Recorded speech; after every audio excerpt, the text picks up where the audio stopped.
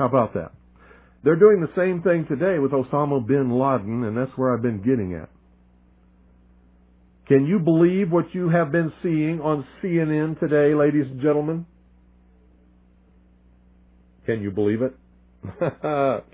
Supposedly, a CNN reporter found Osama bin Laden, took a television camera crew with him, went into Osama bin Laden's hideout, interviewed him and his top leadership, his top lieutenants and colonels and generals in their hideout. This is a CNN reporter with a camera crew. And he came out and told everybody, within 3 weeks, Osama bin Laden is going to attack the United States and Israel. Now, don't you think that's kind of strange, folks? You see, because the largest intelligence apparatus in the world, with the biggest budget in the history of the world, has been looking for Osama bin Laden for years and years and years, and can't find him. The FBI also, under the leadership of Louis Freeh, has been looking for Osama bin Laden for years and years and years and years and years and many years, and can't find him. Some doofus jerk-off reporter with a camera crew waltzes right into his hideout and interviews him.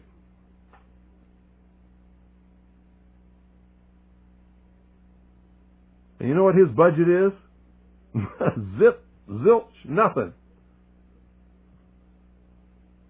Now, that tells us two things.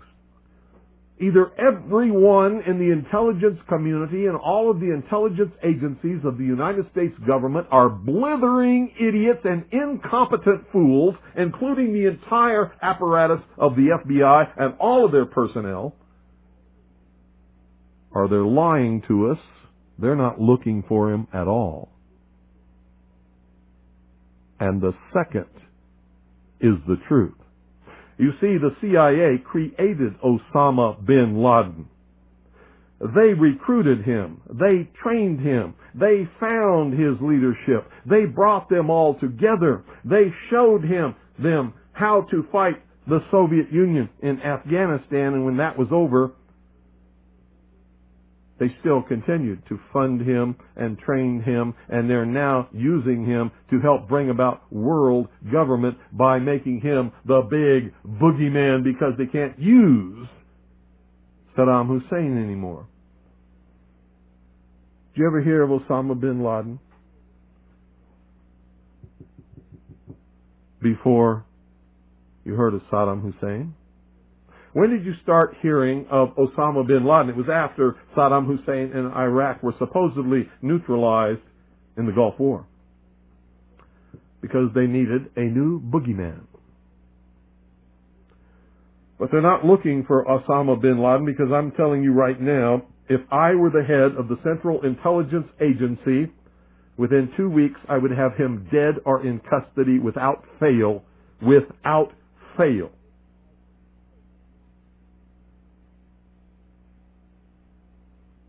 If I had those assets and that money, he would be mine. I would own his terrorist ass within 2 weeks without fail.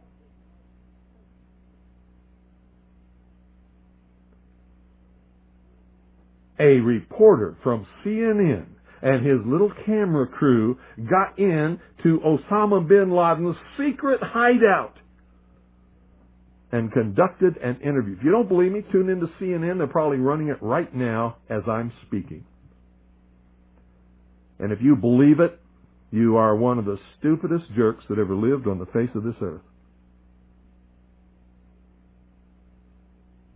And whatever is going to happen that they're going to blame on Osama bin Laden, don't you even believe it.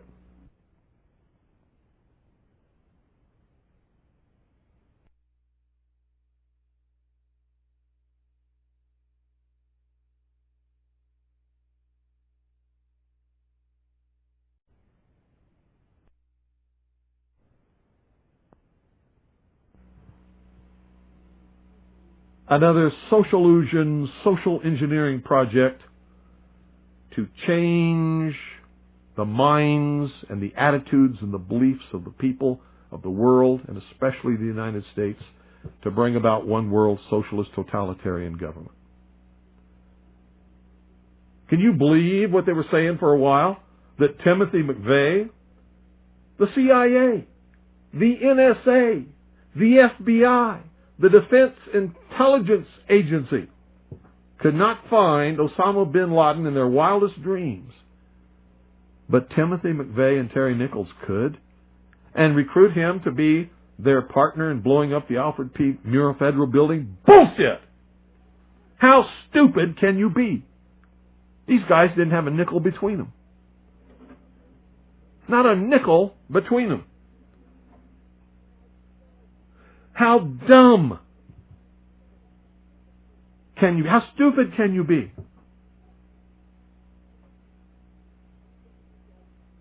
Put me in charge of the CIA. I guarantee you I will have him in custody in 2 weeks flat.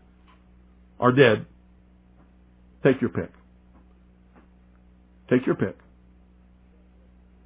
Give me that budget, those resources, those personnel. I guarantee you he will be mine in 2 weeks. And you know what?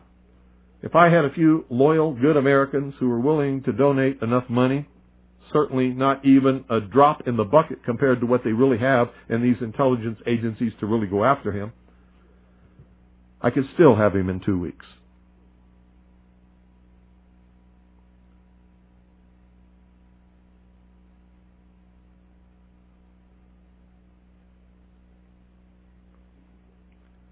Piece of cake.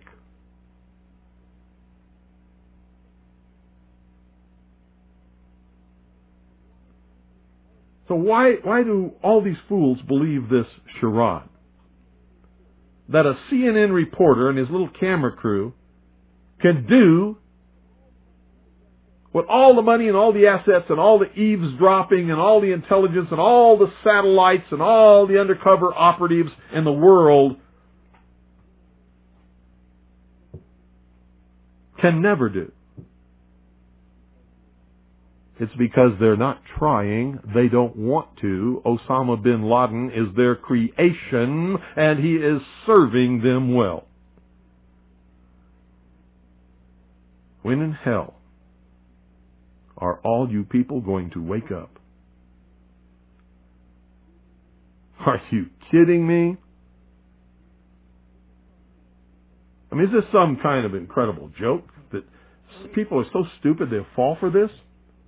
Do you know how much money the CIA and the National Security Agency and the FBI has at its disposal each year? Do you know how many agents they have that they can devote to this? Do you realize the technology that they have to be able to eavesdrop on every single conversation in the world?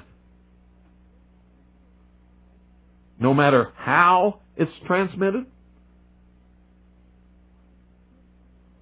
And pinpoint the location of every one of those transmissions. And they can't find Osama bin Laden, but some CNN reporter, he just waltzes right on in there with his camera crew. Just like he knew where they were all the time. Bet you it was the CIA that sent him there. I told him where he was. And of course they know where he is because they created him. They're the ones that are funding him and backing him and helping him to create their new utopian world. Hitler could not have ever come to power, absolute power in Germany, without the Reichstag fire. Hitler was a socialist. He understood socialism. He understood social engineering. He knew how to get the support of the German people, and he did it by burning down the Reichstag. The Reichstag was, well, in our country, it would be the Capitol building that contains the Senate and the House of Representatives. So if somebody were to go and burn down the Capitol building today, they would use that as an excuse, as Hitler did, to round up all of the enemies of the New World Order, which would be me and most of you listening, and throw us into prison or execute us, declare martial law, and come to absolute and total power in this country. I wonder what Osama bin Laden's targets are supposed to be. And if they don't, if this doesn't materialize in the next 2 or 3 weeks, it will eventually materialize, because they haven't succeeded in getting the guns out of the hands of the American people, nor have they succeeded in taking our freedoms away. In fact, there's been a great awakening in this country and a big backlash against these Marxist, communist, puke-faced, lying, subversive, Nazi, jackbooted Gestapo thugs that is gaining momentum. And so I can tell you with a certainty, they must do something terrible in order to stop this backlash and regain the sympathy of the mass herds of sheeple out there.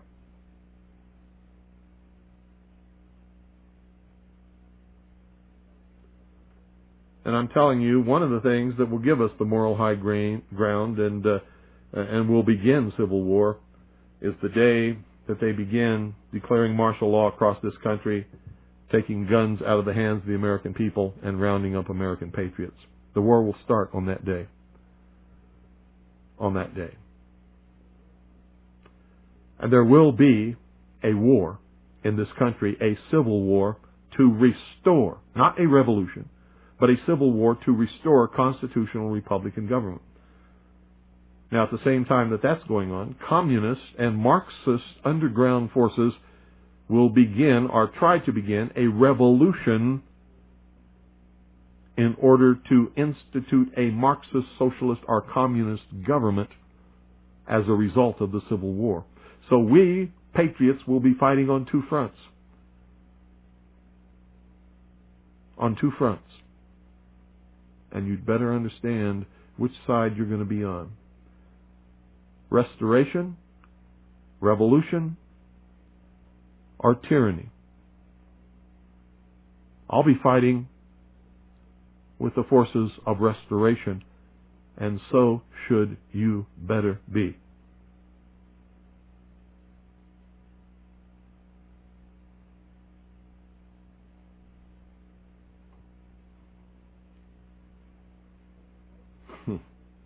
And supposedly, we're not the only nation searching for Osama bin Laden. So the vast economic resources, the vast technological resources, the vast personnel resources, the vast networks and intricate web spun over all these years by the CIA, the FBI, and the NSA can't find Osama bin Laden, but CNN can?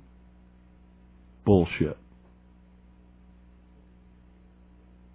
Timothy McVeigh and Terry Nichols could? Bullshit. So many people in this country have their heads so far up their ass, I doubt very seriously if they will manage to extricate it before they suffocate.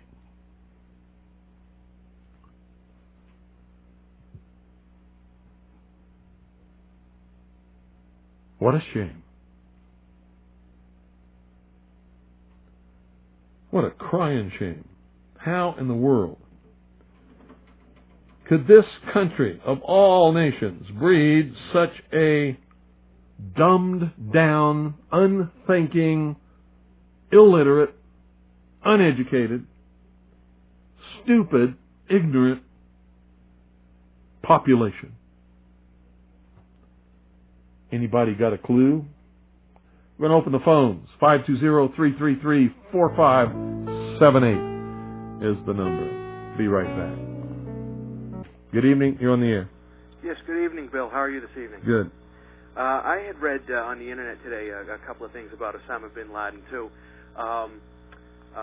with regards to the CNN reporter getting into his ultra-secret lair, whatever the hell it is, you know. And I couldn't help thinking the same thing. Must be on the moon, huh? Well, yeah, you know. Oh, well. It's How'd this reporter how, get there? You know. It's amazing how you have all the American intelligence agencies, British intelligence agencies. Everybody's looking for this guy, and all of a sudden, you know, some clown comes in with a camera, and oh, now he's on TV. Oh, here he is. Let me tell you something. If he's an enemy of Israel and the Mossad can't find him, then this thing is the biggest joke that you ever heard of in your life. Yeah, exactly. I was actually trying to explain to some friends this weekend, you know, about how Osama bin Laden is just the next. I even said he was the next Saddam Hussein. Yeah, he's the next boogeyman. boogeyman. Find some dark-skinned guy, and everybody can go, "Ooh, we hate dark-skinned people," you know, and hide behind this guy. And I actually think if anything does happen, which is very unlikely, it will. But no, that's not true. It is very likely that it will. Believe it or not. I mean, in the next 2 weeks. If anything does happen, what about the 4th of July? It's the 225th anniversary of the Declaration of Independence. Yeah, what about it? You know? That's a good time for it to happen.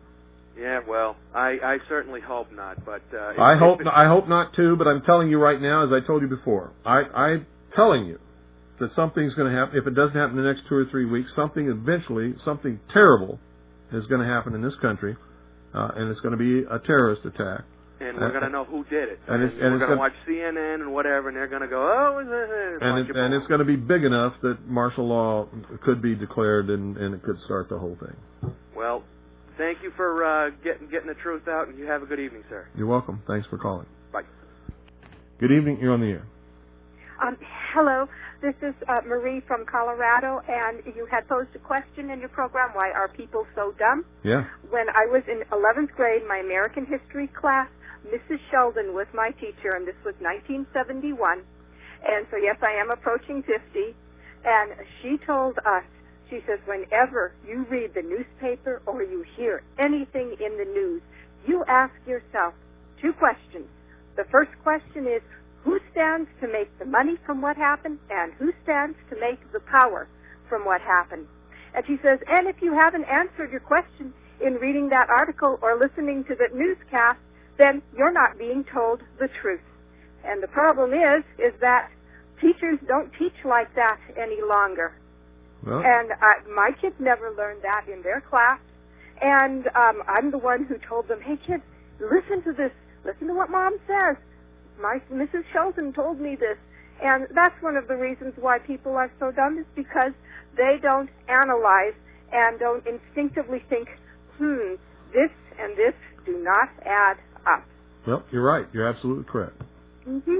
And Mrs. Shelton, you're probably in your 70s by now, so anyway, here's to you. And God bless you, Mr. Cooper, for your program. And will you be broadcasting this when you're taking that week off? That's up to WBCQ. They're going to determine what they broadcast. If you have favorite programs that you want to hear again, call them and ask them to play them. Okay, we will. Thank you very much. Bye-bye. You're welcome. 520-333-4578 is the number. Good evening. You're on the air. Hello. Good evening, Bill. Yes. Hey, this is David. Checking in from Rhode Island. Uh-huh. And I want to comment on your discussion about when they immediately after this mirror building blew up, in a short time after, they brought the building down and destroyed all the evidence. Yeah. And it wasn't brought down with the kind of bomb that allegedly Timmy McVeigh parked in front of the building. No, it was brought down with shape charges on the columns, just exactly like what happened when it was brought down first, when half of it was brought down. And it's just disgusting the way the average citizenry looks at this whole issue. And I'm telling you that most of the callers that call, when the time comes, they're gonna turn traitor, Bill. Sure they will. So I don't, most people will, but there's an infrastructure of dedicated patriots in this country who will not. I agree with you with that, and I have made my pledge, and I continue to make it. When I don't care what it is, who it is, when you're crossing the line, it's lock and load. Yep. And it's going to cost somebody. You better believe it's not getting done for free anymore. That's right. So if they want to, waste 10 people on some kind of an ATF sweep, they better have the equal amount taken out with them. Well, I don't. And I know that That's it. That's your attitude. I hope you use this time that you're going to spend, at your place, also to recharge your batteries. Oh yeah, that's one of the purposes. Oh, good. Of course. Well, I'm glad to hear that, and God bless you. Thank you. Good night. Yeah, because I am tired. I've been working for so many years, so hard, and rarely, if ever, even take one day off to myself. And so, part of this is going to be sort of relaxing for me. Good evening. You're on the air. Yes, hi, William. There was an article in the New York Times about Daniel Spiegelman, who supplied the weapons for the Oklahoma bombing. Well, what he did was he was part of a group of so-called Aryan resistance army that was robbing banks and things and providing funding for the Alfred P. Murrah Federal Building bombing. And part of what he did was he went to an American university and stole famous historical documents and took them to Europe to sell them. He's Jewish. Right. The article was December 30th, 1995, page 9 in the New York Times. Let me ask you, where is he today? What is the latest on him? Well, I don't know. He sort of disappeared after they discovered that the lawyer who defended him when he was convicted in court of stealing these documents and trying to sell them was not a lawyer at all. And so I believe that they overthrew his conviction because of that. He didn't have a proper defense and sealed the records, and he disappeared. Okay, I saw it on your internet site where he was convicted, but apparently he never went to prison at all, I guess. Not that I'm aware of. Yeah, they just let him go. It's probably the Israeli Mossad. I think he's with. Well, I think this was a combination of the CIA, the FBI, the Israeli Mossad, the BATF, and several other the German intelligence for sure, because Andreas Strassmeyer was a part of this. He's another Jewish man who was a member of the German intelligence structure, who was instrumental in planning the whole thing. Right. Well, our government may as well be the Mossad, and Capitol Hill is Israeli occupied territory. What you have to understand is this is not leading toward an Israel of the world. It's leading toward a Marxist socialist utopian, or they believe it's utopian. It's going to be like the old Soviet Union world government. And whenever the media covers something up real well like this, the way they let Spiegelman go like that, you know it's the Jews who are behind it. No, we don't know it's the Jews behind it, and I've never said that, and neither should you. George Bush is certainly not a Jew, but he's a part of it. Right, he works for them. They put him in office. No, it's not that he works for them. You don't understand the structure of the organization that is actually bringing apart world government. The reason that they're able to recruit so many Jewish people to be a part of this is the Jews have never allowed themselves to assimilate as citizens, really, of any country. They're always Jewish. They always separate themselves. They always look forward to next year in Jerusalem. They believe themselves to be a part of a world, and they want to bring about a world government. So they're sympathetic to this whole one world government ideal. But the people at the heart and soul of all of this, and there are a lot of Jewish people involved, are what's called the Illuminati.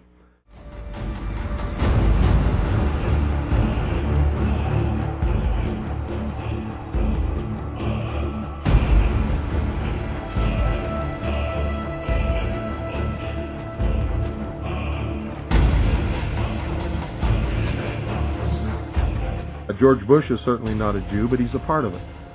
Rick Sanchez has been there throughout this morning for us. Rick, tell us where you are and what the latest is. Well, I'm in that area, if you're familiar with this area, of where West Broadway and Hudson come together right at Chambers. That would put us about a block and a half away from the site of where the explosion was. That area has just been evacuated because police have found what they describe as a suspicious device, and they fear that it might be something that could lead to another explosion. Obviously, there's a real sense of caution here on the part of police. Their fear is that there may have been explosive device planted either in the building or in the adjacent area, and that's why they're being so cautious.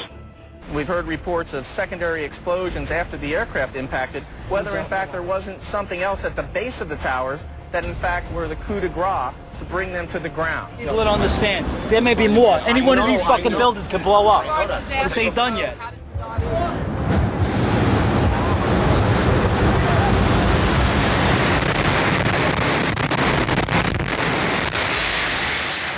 I was inside the building, waiting to go upstairs, and they just let loose. Everything just let loose inside the building. So what you told me is that there was the plane, or whatever hit the building, then a secondary explosion. It was like 3 explosions after that. We came in after the fire. We came when the fire was going on already.